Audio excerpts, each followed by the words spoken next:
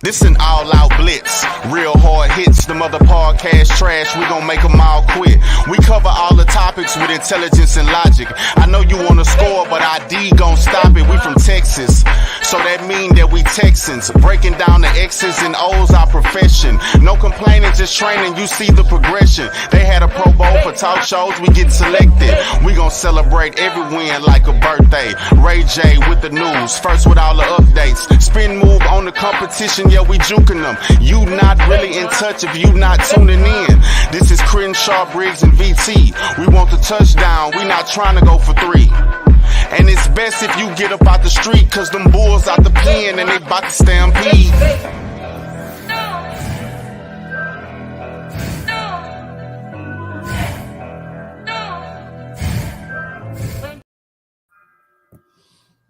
Hey everyone, and welcome to the Texans Fan Battle Podcast. I'm your host tonight, Matthew Briggs, and as always with me, I got my amazing trio.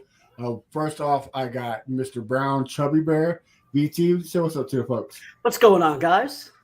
And as always, I got my A1 since day one, Mr. Crenshaw. His video is not working right now, but Crenshaw, can you hear us? Are you with us? Well, it looks like he's not with us. We'll let him get situated. Guys, when me and Crenshaw first started this, we had a list of people that we really want to get on. One was the voice of the Texans, Mark Vandermeer, Drew Daugherty. Now, we wanted to get John McClain. Today, we finally achieved that goal. We have from Gallery Sports and Radio 610, GallerySports.com, Mr. John McClain. How you doing, sir? Guys, I'm doing great. Thank you for having me. Oh, it's a pleasure. We so glad that you're on here. How you ready for the playoffs? For the longest time, when I started covering the Oilers, they went to the playoffs and were Super Bowl contender during the Love You Blue era.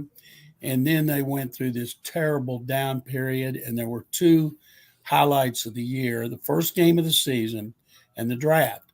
And they weren't in the playoffs, so they went from 80, and then they made it again in 87, and they were awful during that period.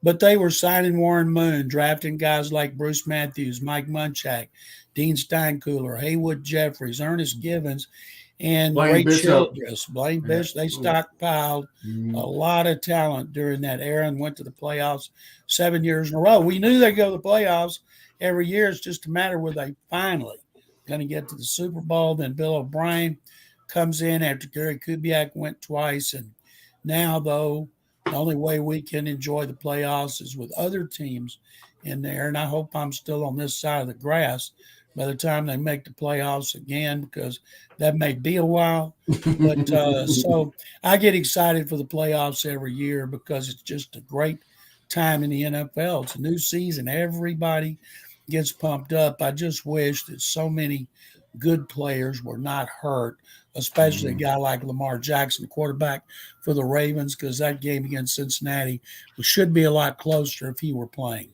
And you got two out for the Bills. That's going to be a tough one for the Dolphins as well. Tua played that great game in Buffalo in the bad weather. It's probably the best game he's ever played, and they almost won. Now they've got to go with a rookie quarterback. And I feel terrible for him, although Teddy Bridgewater still says he's holding out hope to start. But when you go into the playoffs and your quarterback is not healthy and can't play, you're going in with one hand and one arm tied behind your back. Yes, sir. Well, before we talk about the Texans, real quick, who is your Super Bowl prediction? Who do you think is going to make it? Before the season, I wanted to be different. And I picked the Chargers. I picked Justin Herbert to be the MVP. They've had a lot of injuries. I was asked this week for a Super Bowl dark horse that nobody's picking. I said, well, in AFC, you got three teams that everybody loves because of their quarterbacks. And in the NFC, you got a great defense in San Francisco, the best overall team in Philadelphia, especially if Jalen Hurts is close to 100%. But he wanted a dark horse, so I said, well, since I picked the Chargers and Justin Herbert before the season, I would say them. And that's one of the first-round games I'm most interested in is Justin Herbert versus Trevor Lawrence. We're going to see those guys for a long time. Really talented quarterbacks, prototype size. I'm pumped about it. So I told him the Chargers. All right. I personally got the Chiefs and the Niners, but I think the Niners are going to lose in the Super Bowl because of Brock Purdy.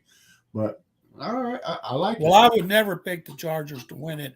I was saying a dark horse. I could pick the Chiefs every year with Andy Reid and Patrick Mahomes. I think they're going, and I think ideally they go against Philadelphia, the most balanced team in the playoffs, but also because I've known DeMeco Ryans since 2006. I love the guy. I wouldn't mind seeing a good old-fashioned offense versus defense Super Bowl with the Chiefs going against the 49ers. Yes, sir. Well, I'm glad you brought up DeMeco Ryans. Let's jump into some Texans talk. J.J. Watt just retired, and we talked about how great of a Texan he was. John, do you see J.J. Watt signing a one-day deal where he retires as a Texan? I do. You don't go into the Hall of Fame, Pro Football Hall of Fame, as playing for somebody like baseball where they have their cap. But I think JJ, after 10 years here, will definitely do that. I think he'll be in the Ring of Honor next season. I think the ideal game to do it would be the Steelers when his brothers are going to be here. And I think the NFL, don't wait till later in the season when the Texans could be bad again. Do it early, like the first game. Bring the Steelers in, have the Watt family there, and have JJ going in the Ring of Honor with Bob McNair and Andre Johnson. JJ, I was so happy for him because he battled injuries to finish on a hot streak, 12 and a half sacks, to go out on top. I thought he'd play a couple more years. You see more defensive linemen playing into their mid-30s because they can play the run, and JJ could, but he really turned it on over the last month. I know it means a lot to him. I'm like you guys. I can't wait to see what's next. I'm guessing studio work for either one of the networks or Amazon, or if I'm YouTube and I paid $2.5 billion to get them, I want to be young. I'm going after like Sean McVay if he follows through with his retirement, and J.J. Watt, who's 2 years younger. And I want Gronkowski. Those guys. Gronk hadn't shown a lot of interest in doing that. Gronk is such a comedian. He would be more for like Nickelodeon to me. All right. Well, speaking of J.J. Watt in the Hall of Fame, we know you get a selection of the Hall of Fame. Andre Johnson, do you think it's the year that he makes it, or does he get another year to wait? I presented him last year. He made the cut from 15 to 10. He's among the 15 finalists again. It's hard to go in our meeting with 48 of us and two of the other committee members, Tony Dungy and Bill Polian, coached and drafted Reggie Wayne. Yeah. And Torrey Holt and Reggie Wayne and Andre are finalists again, but they didn't make the cut from 15 to 10, and I'm hoping they don't. Andre did. If you make the cut to 10, then you make the cut to 5, you're going to be in the Hall of Fame, even though you still have to vote. So I make my presentation next week with him. I'm also presenting Chuck Howley, great Cowboy linebacker who retired after the 73 season. I'm on the seniors committee as well, and I'm presenting him as I did to our seniors committee. And he's got Alzheimer's real bad. He's 86 years old, and he doesn't know what planet he's on. But for his family and his former teammates' sake, I'm do everything I can to help Chuck and Andre. I told Andre, very seldom anymore do we put in Hall of Fame receivers in the Hall of Fame on the first ballot. Now, we did Calvin Johnson. I was kind of surprised because Michael Irvin took 3, Chris Carter took 3, T.O. took 3. Randy Moss took a couple too, didn't he? Yeah, no, Randy was unanimous. He was unanimous the first one. And so I told him, I said, if you don't make it, it's not because they don't think you deserve it. It's because they just got others they want to put in there. And I said, I can't ever tell you I'm confident. I'm never confident. I presented, let's see, Elvin Bethea, Mike Munchak, Bruce Matthews, Rob Brazil, Curly Culp, Warren Moon, and there might be another Brazil. Did I say Brazil? All those Oilers I presented. And then with every one of them except Bruce Matthews, I was really nervous. I knew Moon would get it, but I knew Warren, it meant a lot to him to get it on the first ballot, and I worked really hard, and he knows I did, and he made it, and he was deserving of it. Bruce was easy. I didn't sweat that one the night before, but all these others, I can't sleep the night before our presentation, and then when we all watch the NFL Honors Show to find out when they make it the week of the Super Bowl, I can't sleep the night before that either. And so I'm hoping that Andre gets it. He's definitely deserving because, as I point out in there, I say, Reggie Wayne was a great receiver. He played with Peyton Manning. He played opposite Marvin Harrison. He had Edgerrin James in the backfield. They're all in the Hall of Fame. Torrey Holt, Hall of Fame quarterback. Hall of Fame receiver opposite him. Hall of Fame left tackle. Hall of Fame running back. And I said, here's Andre Johnson, never played with a wideout opposite him with even 900 yards receiving. And here's the list of quarterbacks. They're going to be bored me listing those quarterbacks he played with for second year in a row. Right. And plus, I mean, no, I'm not trying to downplay Gary Kubiak because I think Gary Kubiak was a great coach. But, I mean, Tony Dungy, I mean, he's such a great – Jim Mora, such a great coach. I mean, they had some great coaches there in Indy, so – that kind of helps out a little bit as well. Yeah, well, you and I could have coached Peyton Manning. Right, exactly.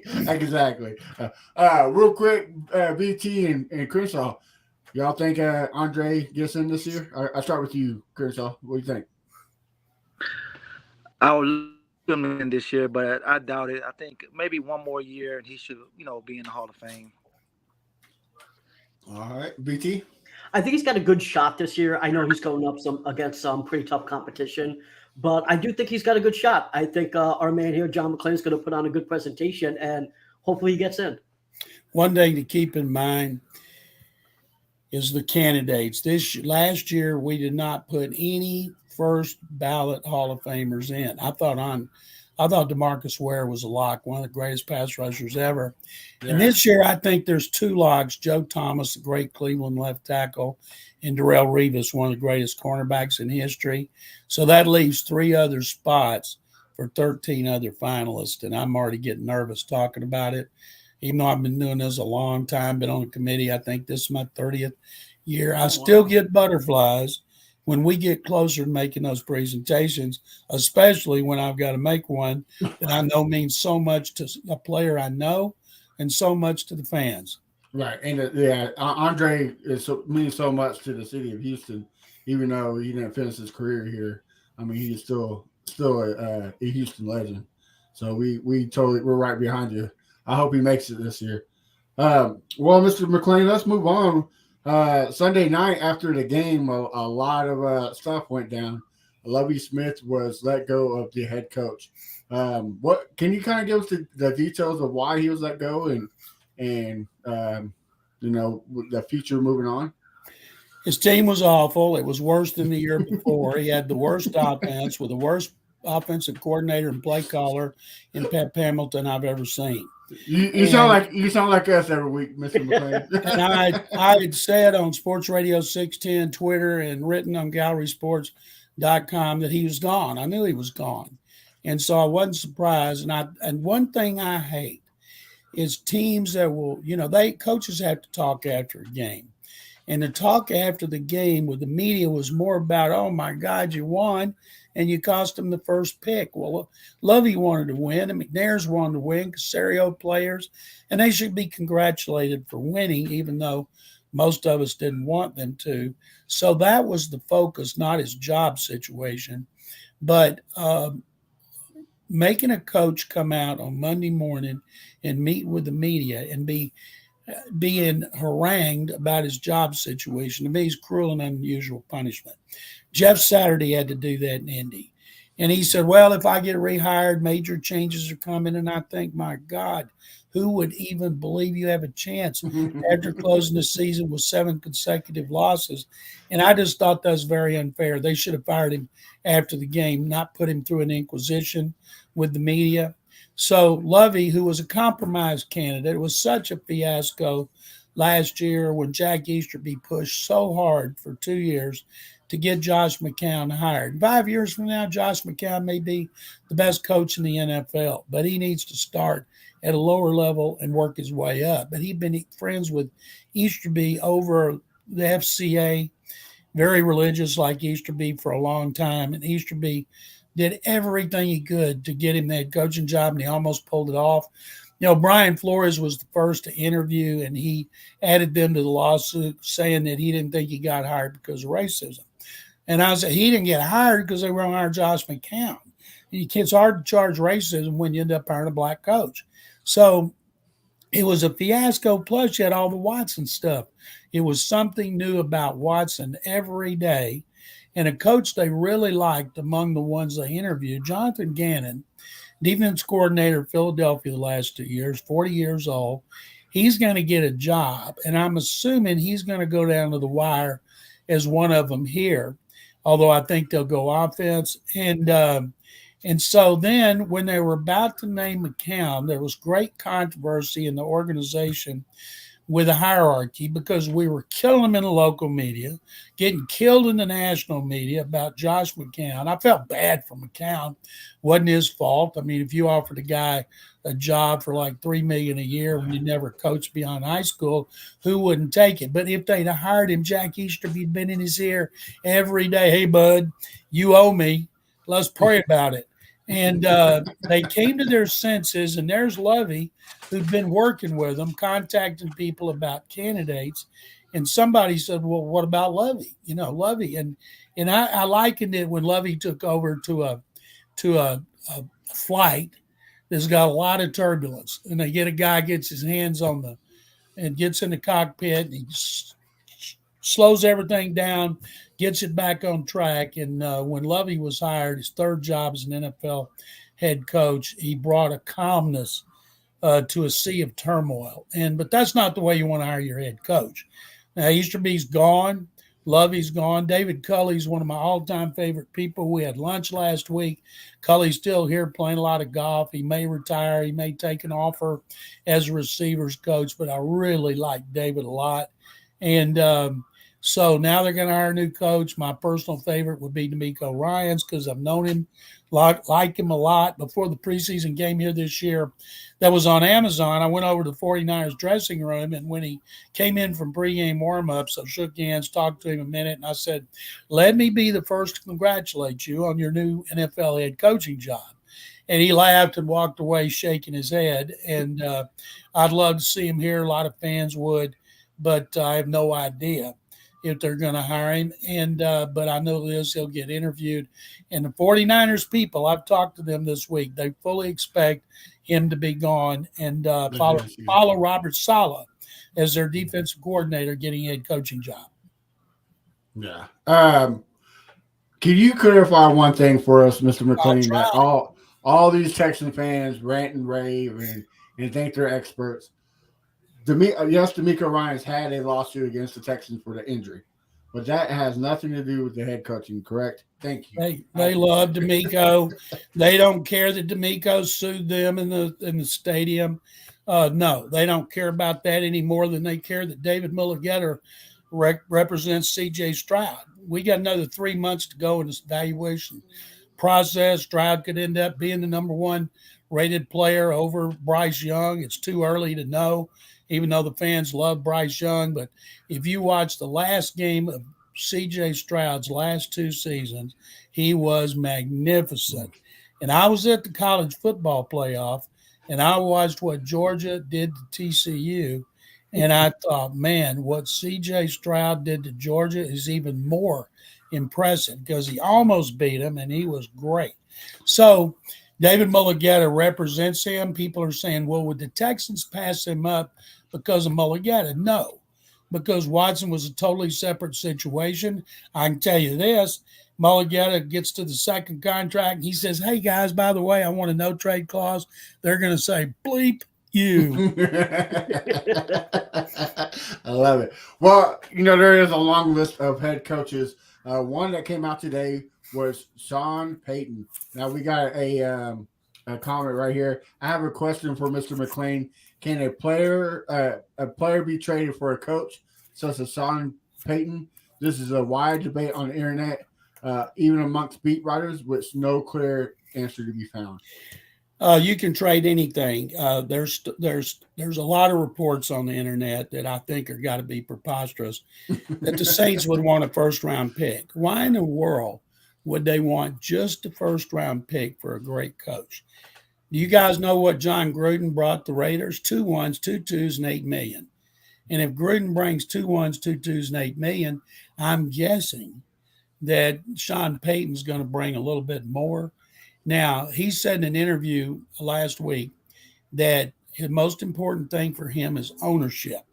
And right now, considering the Texans have about to hire their 5th coach in 4 years, and if you count Romeo Crennel as interim, or their 4th in 4 years, they don't have a lot of stability. Now, people around the NFL respect the heck out of Nick Caserio. He's with the Patriots for 20 years. He does contracts. He's the cap guy. He'd been an assistant coach twice. So even though people here, there's some nincompoops out there that think he should be fired, and he's just been on the job 2 years in a total rebuild. And I don't think what's happened will have an effect. The coach is going to want to know why. The agent's going to want to know why. If you say, well, here's why, and here's $5 million a year on a 5-year deal, they're going to say, okay, that's good. And I think they'll get a good coach. They just have to make sure they hire the right guy. Payton, he is a control freak like Jim Harbaugh. He wants control of everything. Even though Mickey Loomis had the title of general manager, he had it in his contract. He made all personnel decisions. I was told by a friend with the Saints, said he controlled what pens and pencils went out and which ones didn't. And but he's a great coach. He's a great offensive coach. And if they hired him, that would rule out Bryce Young, because he said on TV 2 weeks ago he doesn't think you should draft undersized guys early. And somebody said, well, you would have bypassed Drew Brees in the first round if you go by that. And I don't think you can make any blanket statements like that. And I know the Texans certainly haven't. Some people told me, well, Tom Brady's 6'4". Caserio doesn't like small quarterbacks because of Brady. I said, when they drafted him in the 6th round, they had no clue. He's going to be somebody. Hey, give me a break. And he was there every year. So, of course, they loved him. So there's so much to go, so much time to go. I would think, since Caserio has in his contract, he has final say of personnel. And I'm writing a column for Gallery Sports that'll be posted Thursday about a couple of his quotes he gave Monday that he'd understand if a new coach wanted control of personnel, like I would step aside. Well, number one, he's not resigning, because if he did, he'd walk away from $20 million on the last 4 years of his contract. And if he were still there and he didn't have control of personnel, why would they want to pay him $5 million a year? He's a personnel guy. So he tried to clarify that on Sports Radio 610 this morning. I'll have that in my story. But I'll be very surprised if Sean Payton comes here. But I'm all for interviewing people that are good, because even if you don't hire them, you can learn things. You can learn about offense from Sean Payton. And so I'd be recording those interviews. So if I heard somebody else, I'd say, by the way, here's our interview with Sean Payton in case you want to pay any attention to it. All right. Well, if you were a betting man and we had to put some money on the line, who would you say is going to be the Houston Texans head coach 2023? I'm guessing it'll be a younger offensive guy. And Shane Steichen from Philadelphia, of the 6 on their list, he has been a coordinator the longest, 3 years. DeMeco's been 2. One of the others 2. Ben Johnson, Detroit, 1 year. Mike Tomlin is coordinator for 1 year. And when they hired Mike Tomlin in Pittsburgh, the media and the fans went crazy. How can you hire a guy that's been a coordinator 1 year and they weren't even very good? Ted Thompson, the late great Oiler player plus GM of the Packers, told me when he hired Mike McCarthy from the 49ers, I said, why did you hire him? He hadn't done squat. And everybody else wanted him not to hire him. But he had in his contract, he had that power. And he said, I thought, and I learned this from Ron Wolf, if you have a guy you want, you better get him, because if you don't and you're wrong, you're going to be going, oh, my God, what did I do? Where if you get the guy you want to hire him and it works out, you'll be glad that you followed your gut. And so you have to have the courage of your convictions. If you think he's the guy, you got to hire him. And the way the Texans work, Cal McNair say he's going to take a bigger role. He can't take a bigger role. He's been every interview back to Dom Capers.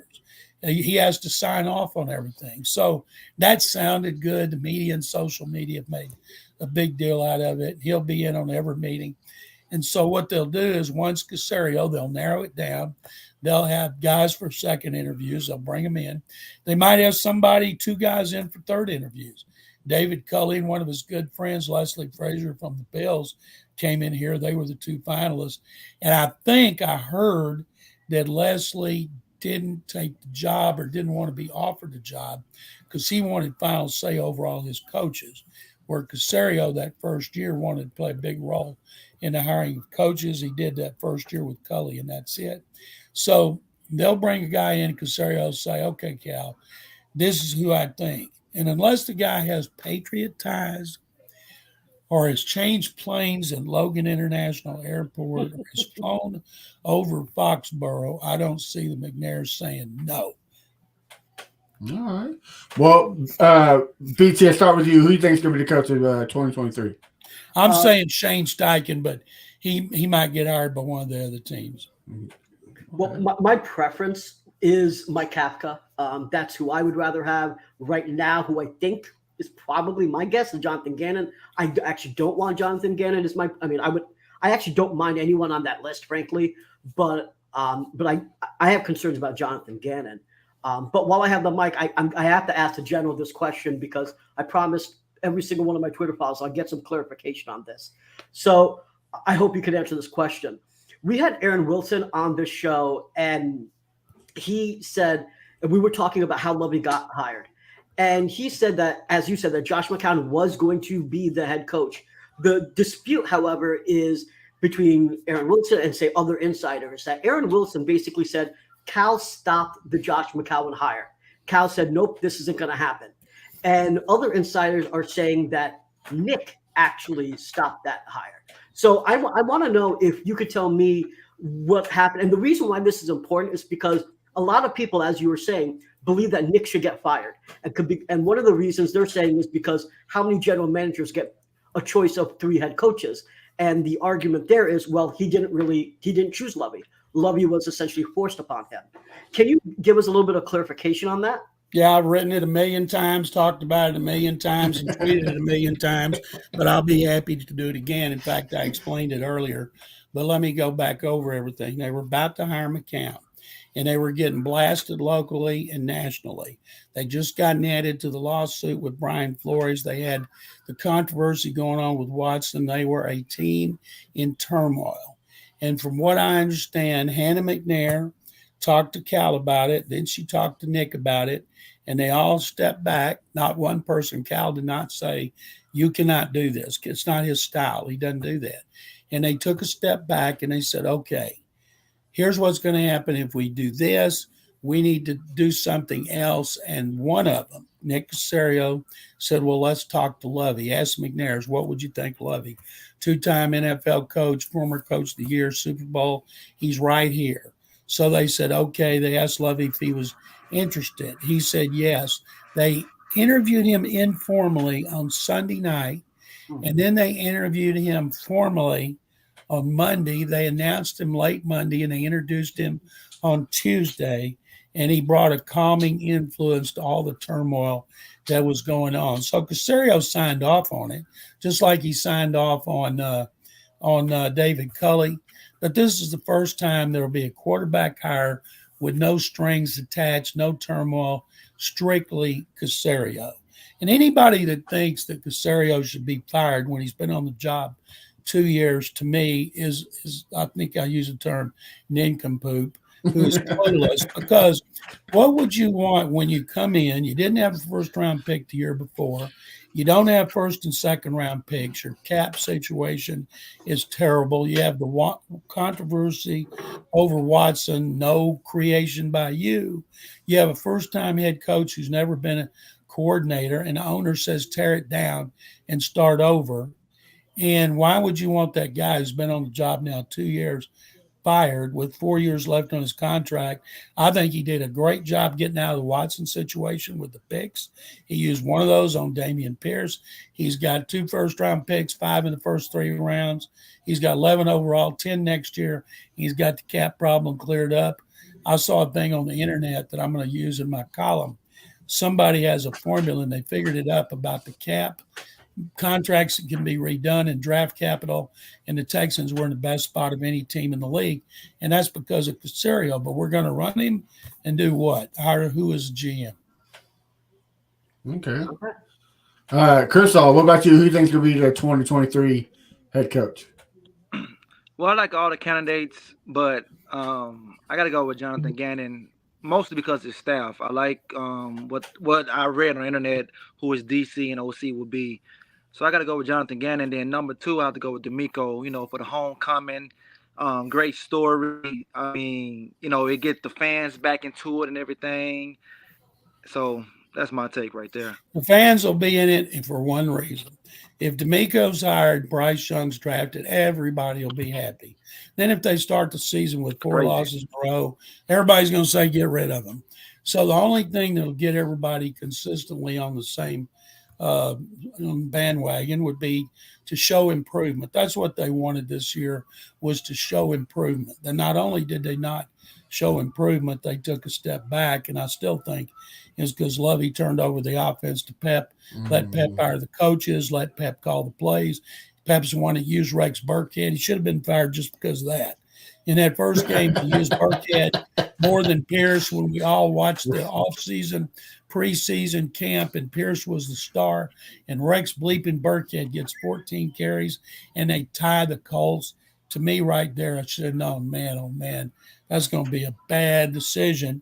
And even though they backed off of Burkhead a little bit, they still, when he shouldn't have been on the field, shouldn't even been on a team. He should be a coach. He's a great guy. He's smart. He's got heart. Everybody likes him. He just can't run. And Gannon is a popular choice, but I don't see him going defense 2 years in a row. It wouldn't bother me. I'd love to see DeMeco. I wouldn't mind seeing Gannon. And the guy from Denver, I don't know much about him other than he's the oldest candidate, and he was born in England, and that's it. And Broncos have a good defense, but that's kind of the Vic Fangio holdover. Mm-hmm. And you don't want to come in here with a coach who's going to run a 3-4. Then you're going to have to change your entire front 7 in draft and free agency, and they've got that young defense in position to be a lot better. And I don't know if it'd be Steichen. I don't know if it'd be Campbell from Detroit. He's called plays for a year and a half, and Jared Goff has been tremendous. And everybody up there swears by him. Kafka, 1 year as a coordinator, and I'll tell you guys a story. I was told 3 years ago by a good friend of Andy Reid's that Andy Reid was hoping Eric Bieniemy would get a head coaching job, and then he could elevate Mike Kafka because he thinks Kafka is going to be a great coordinator and has what it takes to be a head coach. But you don't know for sure. But in the Giants, of course, he didn't want to wait anymore, and he went to the Giants, and he did a tremendous job this year with Daniel Jones. Now, Brian Daboll had a lot to do with that, but their offense, lacking stars except for Barkley, did a tremendous job. Won't surprise me at all if they don't get to the next round. But I wouldn't have a problem with Mike Kafka based on what I know about how high Andy Reid is on him. I wouldn't mind Ben Johnson because I think he did a great job with the Lions, especially the second half of the season.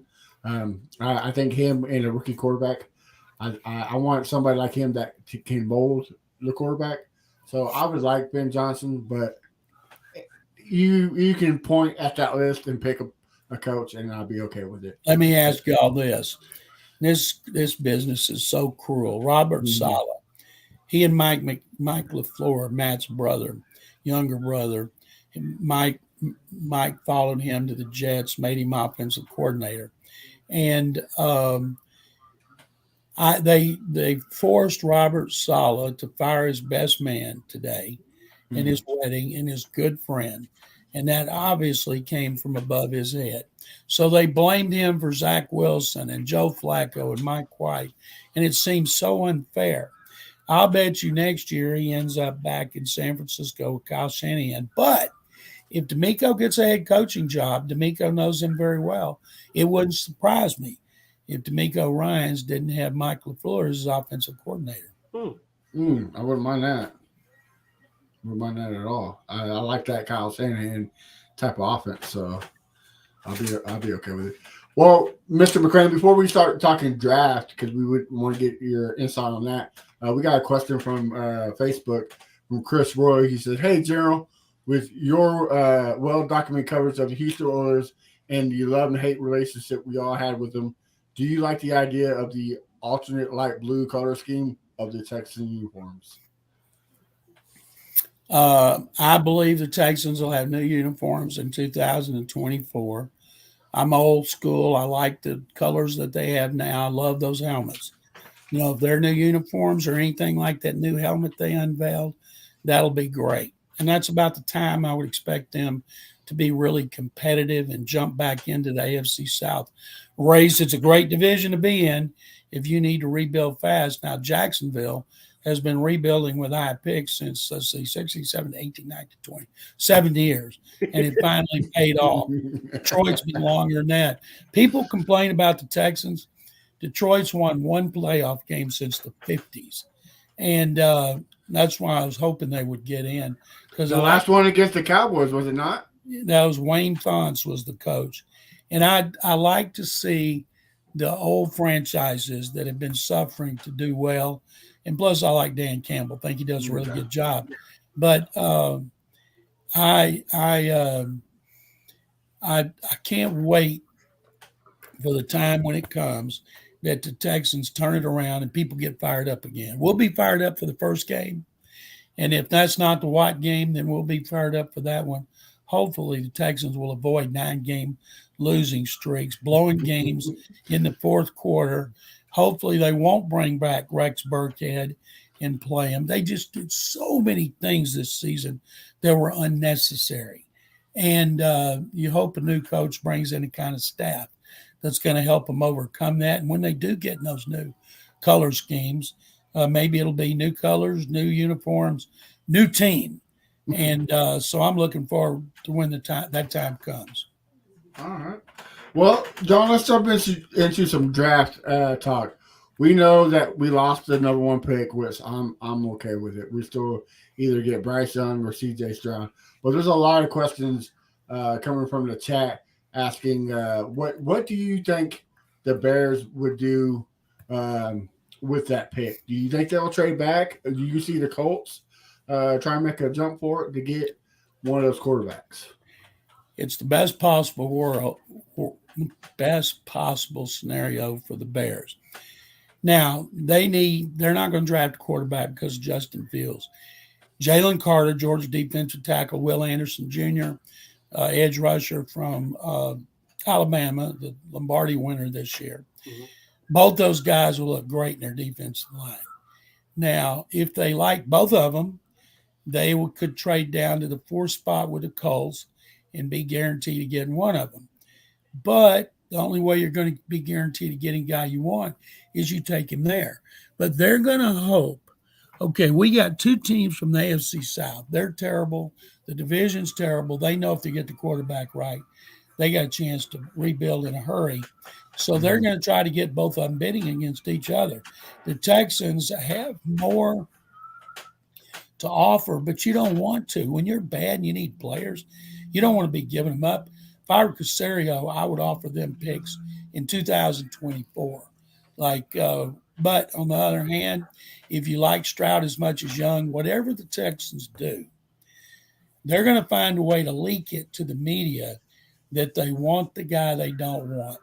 They may ultimately, after the combine, the pro days, the private workouts, the lunches, the dinners, bringing in 30 players here, they may fall in love with C.J. Stroud, or they may fall in love with Bryce Young. The only negative about Bryce Young is his size. They list him at 6 foot 195. I'm told he's closer to 5'10". He weighs about 180. He's frail. He's thin. It's not being worried about him taking a big hit and being out. It's the wear and tear of a 17-game season. And that's why I like the fact Davis Mills will still be on here. If Young got hurt, he had to play. He's got a lot of starting experience. It's like one of the priorities, I believe, for Caserio. He's got to get a better backup running back. So if Damian Pierce gets nicked up and has to go to the bench, they can't have Royce Freeman or Rex Bleeping Burkhead or Daria Gumbawale. They got to do like a lot of teams and get a legitimate two, and that might be in free agency. It might be in a lower round, but that's a priority. And having money under the cap for the first time, they might be able to fill needs like, say, center and tight end. Although the way Jordan Akins played, he deserves a new contract. And Tegan Toriano, when he was healthy and got an opportunity, he looked good. But I still think they need another tight end. But I wouldn't use a high draft choice on that. But I think that when all's said and done, you can't go wrong with either one of those quarterbacks. Let me ask you guys something.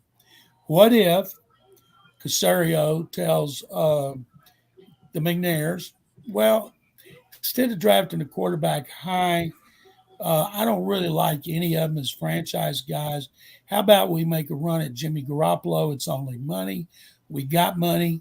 We either trade down or we take one of the two great defensive players. And then if it doesn't work out, we'll worry about the quarterback next year. Or maybe Derek Carr gets cut and we go after Derek Carr. Although I don't see either of those veteran quarterbacks coming to a rebuilding team. But I think that would be terrible. People would go crazy if they did that. What do you guys think? Well, me and Crenshaw, we're both on the Bryce Young train, but we wouldn't mind Derek Carr coming in here for a couple of years, being a gap QB. Maybe next year getting Caleb Williams or Ewers if he pans out. But BT, I'll let you take it. What's your thoughts? Yeah, I mean, I'm not a Bryce Young fan, and there's a few Texans fans like me that are basically really worried about his size and some of the issues that we've seen with his arm strength, trying to throw past 40 yards and stuff like that. So I'm also a big Caleb Williams fan. So there are, we're a small mind. There are dozens of us. There's not a lot of us, but there has been talk if we would take Jimmy Garoppolo or something and try to work our way up by stacking up picks to get Caleb next year. I mean, that is something that some fans would like to do, but I understand that's not the majority. The majority want either Bryce Young or CJ Stroud, and I can understand why. It's just not what I would say about 20% of fans don't want. I watched all but 2 games of Bryce Young this year, and I know what Bill Bryan thinks about him.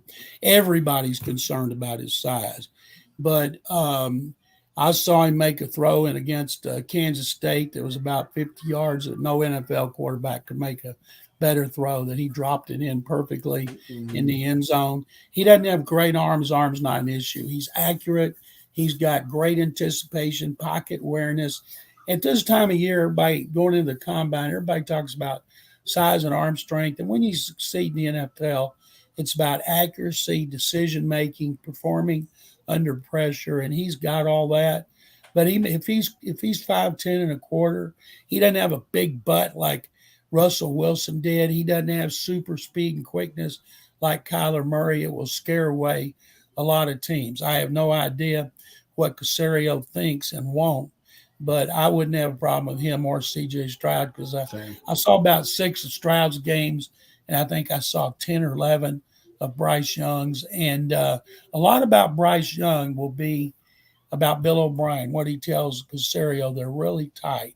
And Caserio tried to hire him 2 times before he actually got him. First one was when Rick Smith retired. Everybody tried to say it's because of Jack Easterby. They didn't have a clue who Jack was when they tried to hire him first time. Belichick said no. And then after Easterby came, they made another run at him. Belichick said no. Then the rules changed, and that's why they were able to get him. I was always interested about why Caserio was so eager to get out of New England and come to Houston. Well, I found out because he and Bill were really tight from their 4 years together. And he was friends with Easterby. They'd been friends for 6.5 years up there, but he was eager to get here. Now I'm wondering, does he ever wonder, what in the world did I do? Right. Chris, what do you think about Mr. McClain's question? Do you like the Jimmy G option, or I know you're a Tyler Huntley guy. What's your thoughts? Well, I like the Derek Carr option. He should have been our quarterback, the clowny year. But we didn't get him because I guess of his brother. But at this point, we need a quarterback, a rookie. We need somebody that the fans could get behind, somebody that we can grow with, because we haven't molded a quarterback and that stayed here long enough, for us to feel it. I'm a Bryce Young guy, but I'm looking more and more. The size is concerning. VT, he put it in my head every day, every day, every day. I tell him no, no, no, no, no. But I'm starting to get concerned about his size. So I think I'm liking the CJ guy more, especially since Nick said that his agent is all business. So I think I'm rolling with CJ over Bryce, and I can't believe I'm saying this. I know I'm gonna get killed later on the text message and everything, but hey, it is what it is right now. Like I said, I'm It could okay change with because we got 3.5. We got over 3 months left in the evaluation process, and by the time it gets to the draft, they don't care what those guys did in college. Every year, it's what they do in shorts and t-shirts. It's what they do when they meet and they talk to them. That's why I think they should get rid of everything and make them watch game tape and make their decisions based on the tape like they did for decades. And now that's what's that thing, paralysis by overanalysis, and that's what it is. And my God, before the combine, during the combine, and from the combine to the draft, until Bryce Young starts playing, everybody's going to talk about his size. I interviewed Will Anderson Jr. when he was here in Juan Lombardi about what he thought he would do in the NFL and about his size. And of course, he thinks it's no issue. He's coming back down here for a benefit. I think I'm going to talk to him again. And but of course, he's going to say all that because he's his teammate. But we're not going to know. We will never know until he plays a while. Tua Tagovailoa, he's wide, but he's been hurt every year going back to Alabama.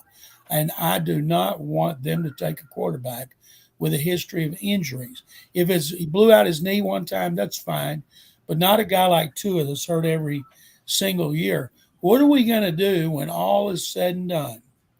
And Nick Caserio wants to draft Will Levis from Kentucky with his second overall pick and passes up one of those quarterbacks. Whew. it's going to be a complete chaos in Houston. Mel Kiper's got Levis number one. He's had him number one. Mel has made some outlandish grades on quarterbacks throughout the years that he doesn't want to get feedback on how bad the pick turned out to be, but he loves Will Levis. But the bottom line on all these experts, the experts that I like to follow are guys who were played in the NFL, coached, or were general managers in the NFL. Those are the ones I put the most stock in. Okay. Well, Mr. McClain, we appreciate you coming on and talking to us. Do you mind if we ask you a couple questions about your career and Ask me whatnot? anything you want. All right. Well, we'll start off with you, Crenshaw. You got a question for Mr. McClain? Yeah, I got a couple of. So how did it feel to win the Dick McCain Memorial Award, aka the Bill Nunn Award? And how did it feel to be inducted into the Texas Hall of Fame? And what was your best Oiler moment? Well, my worst Oiler moment was Buffalo. That was that just, whew, I'll still never get over that. And I know if I don't, the players damn sure won't get over it. Mm-hmm. And I think the best, I asked Warren Moon, I was hosting a thing with him before the Texas Bowl. His best moment was their first playoff victory they had after he came to the Oilers in 87. I think they beat Denver here. They see 45 and 86 were awful.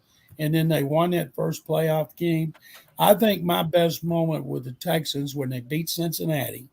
And they did it with a rookie quarterback, and they beat Andy Dalton.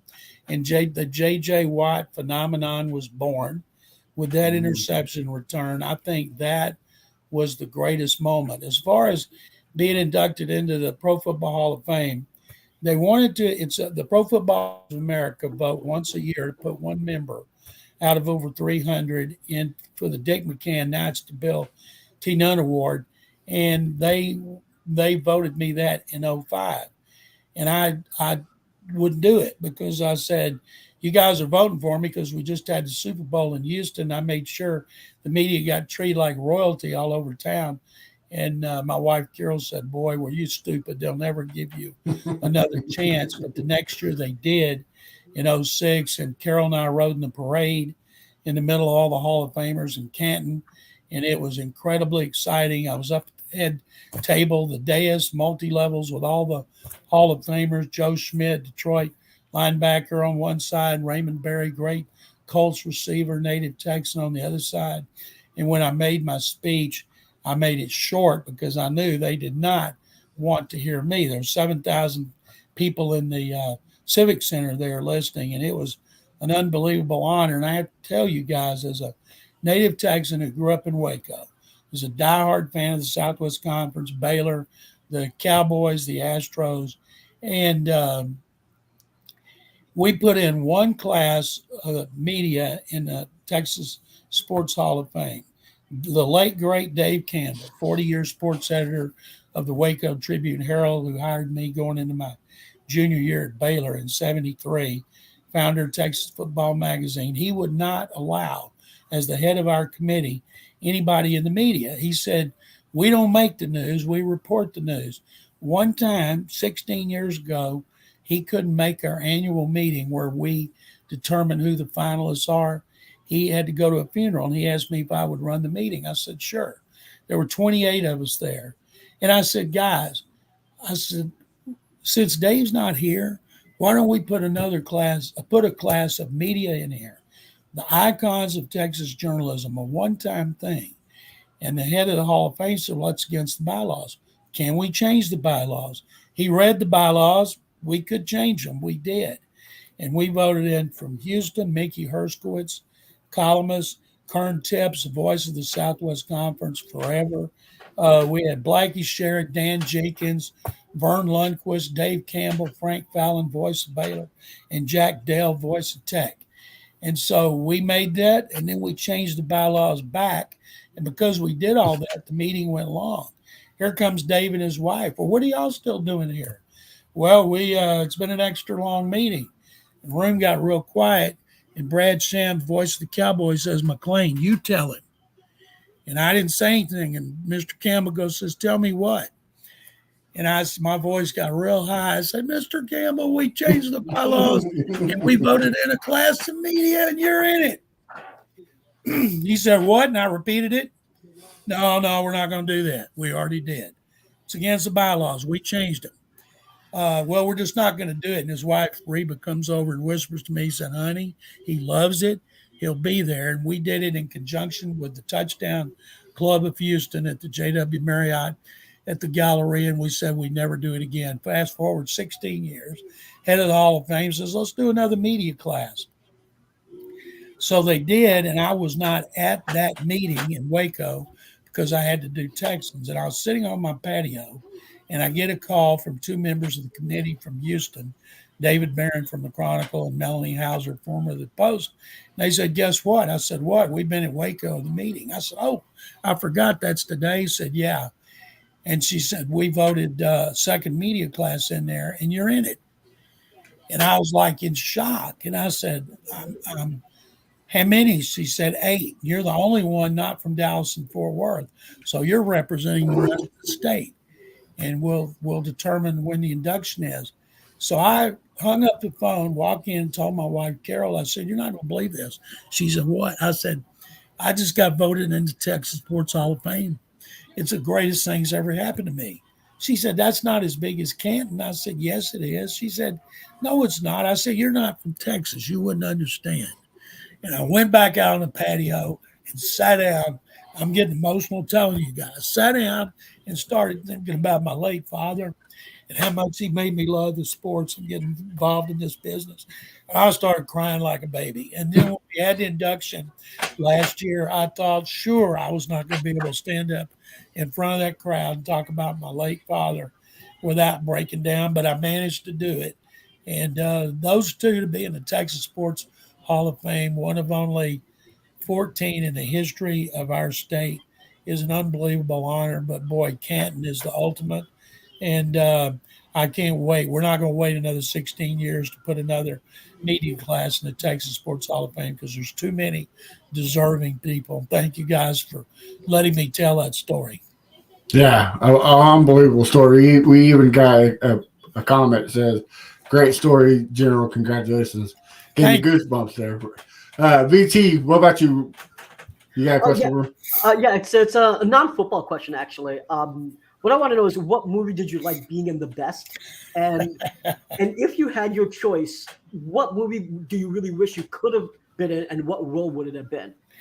Well, I'll tell you this. I asked people, if you were marooned on a desert island for the rest of your life, what would be the movie that you'd have to watch over and over and over? And mine would be The Godfather. And my second choice would be Pulp Fiction. Godfather was 72, Pulp Fiction was 94. And every time they're on TV, I watch them, or I watch certain segments. Watched part of Pulp Fiction again last night about 1 a.m. I met Quentin Tarantino in L.A., and I think he's brilliant. And if I could have been in a movie, because I heard they had so much fun, and I think it's a classic, if I couldn't have a nude love scene with some of my favorite actresses, I would have to say Pulp Fiction. And the one that I had the most fun in, I've been in 9, and because I had connections. And The Longest Yard remake, I was covering a Broncos-Falcons game in Denver, came back on Monday morning, got on the airport for L.A. I got to L.A. There's a limo driver waiting for me, Mr. McClain. Went out there, take me to my hotel. And the reason I got in those movies, beginning with The Rookie, is I told the producers that I met, 2 young guys, instead of having extras in your scenes, let's get some media people who will help publicize your movie when it comes out. And they had never thought about that. I said, well, do you have any? I said, yeah. So Me? those 2 young producers didn't give me the time of day for most of the Rookie filming when I would go outside Austin. It was an off season, and hang out because the director, John Lee Hancock's a Baylor grad, who's a big time director now. This would have been in 93 or 4. And so when we went to Dallas to shoot the scene in which Dennis Quaid comes out of the bullpen as Jim Morris, the oldest rookie, and they're shooting the press box. And nobody recognizes me anymore because I weighed like 180.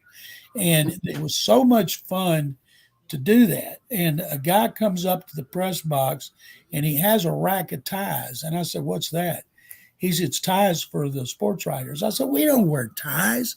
This is baseball sports writers. They're in the summer. They're hot. They're sweaty. They're stinky. And he goes, but the script says, and the second director said, hey, they're the pros. If they think you shouldn't do it, you don't do it. And I had a blast because the day we got to Dallas, there was a column in the Dallas Morning News sports section, front page, Fort Worth Star-Telegram front page. I'm going to be in a movie thanks to my good friend John McClain.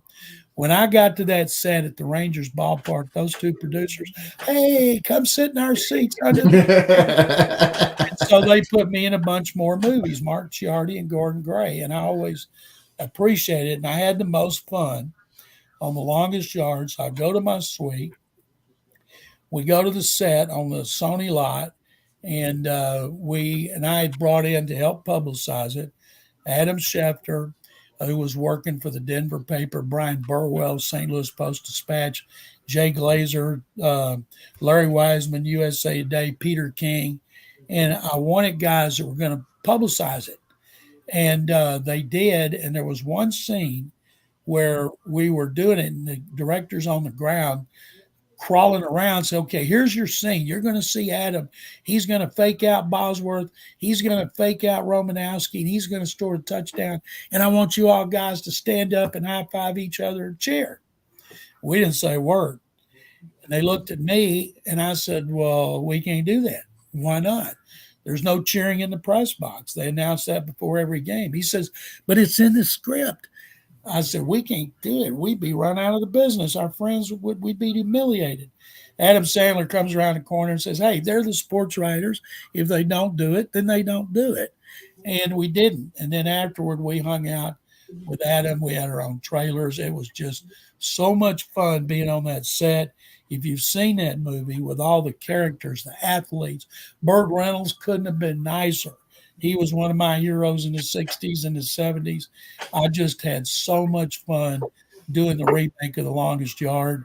And I had a blast doing all the movies I've done, including Cook County, which was done up in East Texas about crystal meth addicts. And I was Uncle JD, and I was on pipe.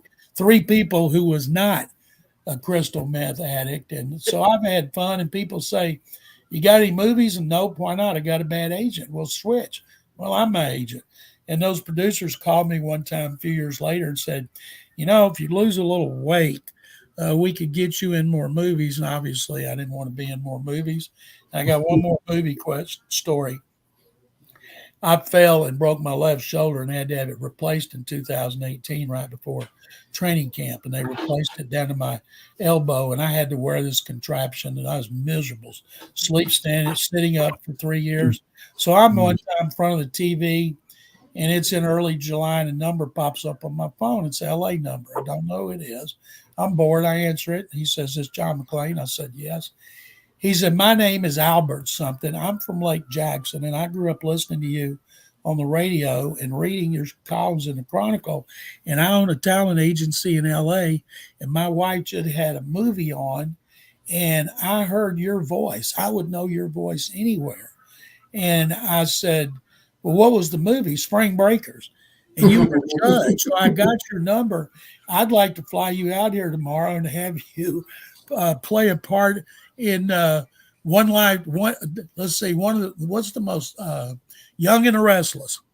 Now, I don't know any soap operas, but I know they'd been on forever. And I said, "Albert, my God, I would love to, but I can't fly. I can't drive.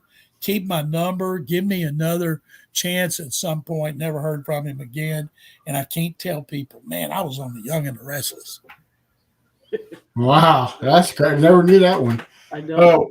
John, I got 2 questions. They're both from our sister podcast, the AFC South Fan Battle Podcast. Our host wanted me to ask you this one. What is taking so long to get Fred Taylor into the Hall of Fame? Well, Fred didn't make the finalists this year, and I don't know. We get a list originally of like 125 people, and then we start cutting it down. When I say us, the committee of 48, we do it online. And then we get down to a list of 25 semifinalists, and that's when we make a big deal out of it. I say we, I'm talking about the Hall of Fame. And then we vote to get the 15 finalists plus the senior finalists and a contributor / or coach finalist. This year's Don Coryell. And so Fred Taylor was in the 25. He didn't get to the 15. We haven't put a running backs. Ricky Waters was deserving. There's several backs, but it's almost like today you got to stand out. And there's some things Fred Taylor did. Other than Bo Jackson, I've never seen a combination of a big back, 230 pounds, who could run like Fred Taylor.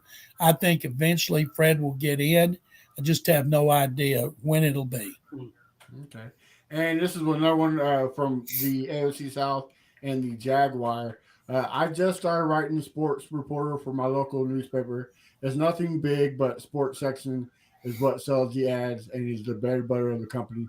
What golden nugget could you provide to a newbie such as myself with hopes of building a career even half as successful as yours? Well, let me tell you how I started.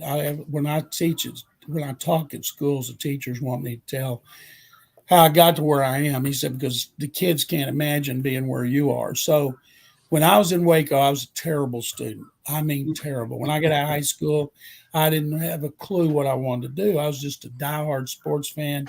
And I was since I was a Cub Scout in 1960. Went to my first Baylor game. They beat Colorado. And then the Astros started in 62, Cowboys and Oilers in 60. And I fell in love with sports. And I always loved baseball. And so I go to McLennan Junior College in Waco with the idea of taking classes, easy classes at transfer to Baylor, which was hard. One of the smartest things I ever did. So somebody tells me the easy class is Introduction to Mass Communications. I said, what is that? He said, they didn't know. It was just a big class. You didn't get called on. You just had to listen. So I went in there, and it was a huge class, and I'm sitting next to a guy, and we started talking about football. And he says, you seem to know a lot about football. I said, I know more about football than anybody in Waco. And he said, is that right? So he comes back the next day, and he says, would you be interested in working Friday night football at the Waco paper? I said, what is that? He said, where we bring in some people at 8 o'clock to 12 o'clock, and you have forms, and correspondents from games are going to call you, and you fill out the form with who scored, who threw what pass, and then you bring it into the sports department, give it to the sports writers to write. I said, how much did it pay? $25. I said, I'm in. So I did that, and I noticed at midnight, everybody out in the newsroom doing what I did left like clockwork. But the sports writers would stay until about 2 o'clock, so I would hang around. And then I start talking to them, and I got to know them. And one of the things I learned then is to network, to talk to as many people as you can. Because of email and direct messaging today, you can reach out to people. I don't know many people that don't want to help people that want to be helped. And so I would say you write as much as you can. There's no limitations of space in cyberspace. So you write as much as you can. There's no excuses to have mistakes because of Google. I use it constantly.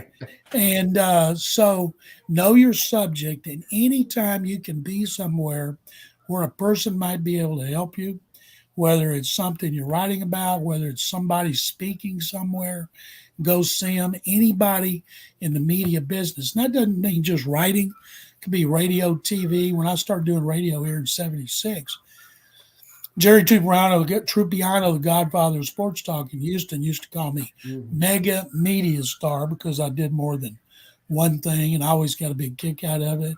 But my professor I had at Baylor, who I trusted the most, said never waste a chance on talking to people and asking questions who are where you want to be. And I still do that today. Oh, all right. Well, guys, anything else before we let Mr. McClain go? I just wanted to thank you for coming on. This was like one of the best shows we've had because you were able to say so much about so many different things. So I just want to personally just say thank you really a lot for coming on the show. Hey, it's my pleasure, guys. I appreciate it. I love talking about sports and the Texans, and I could sit here and tell you guys stories for 24 hours. And when you get old and you've been in the business as long as I have, I told somebody, all you have is a lot of stories. I went to the national championship game in L.A. Mattress Mac gave us a charter plane. Jackie Sherrill was one of the people on there. Wow. Longtime A&M and Pitt coach, Mississippi State. Jackie has so many great stories. Flight was about 3 hours and 15 minutes, and we're like, boom, we're there because we were mesmerized by Jackie's stories, and I love telling them. And if you guys want me on anytime, you just let me know, and I'd be happy to do it. Awesome. Yeah, we're trying to get Mattress Mac to come on as well too. So maybe one day we hear one of his stories. Crenshaw, do you have anything you want to say too? Good luck with that. That's one busy man. One busy man, as you can imagine. Oh yeah. Crenshaw, you have any? No, I was gonna ask John. So, how's the soda weight loss been going? I've been doing that. When I retired from the Chronicle, I did it for two reasons. Number one, I've been doing it for 47 years, and my routine during the season. Oh, it looks like we might have lost it. And then, did I lose you? Yeah, we lost you there for a second. You guys there? Yeah, we're here. Okay, I'm back. Yes, sir. I did it to do commercials, and I went to the sales staff, and I said, I would like to do soda weight loss because I saw Ron Hughley lose over 100, Sean Pendergast lose between 40 and 50. I've lost 40. My goal is 70, and it's been great. Thank you for asking. Awesome. All right. Well, John, why don't you tell us where we can find your great stuff for those that don't know, and where we can find you on social media. GallerySports.com. It's free, no paywall. And SportsRadio610.com. It's also free. I do 6 shows a week on there, 11 overall in 5 cities. And Sean Pendergast and I do 3 podcasts a week called Utopia. It's on SportsRadio610.com. And I do a video once a week with Master Smack talking about what's going on in Houston and pro sports. Guys, thank you so much. Oh, no, the honor is all ours. Thank you for coming on.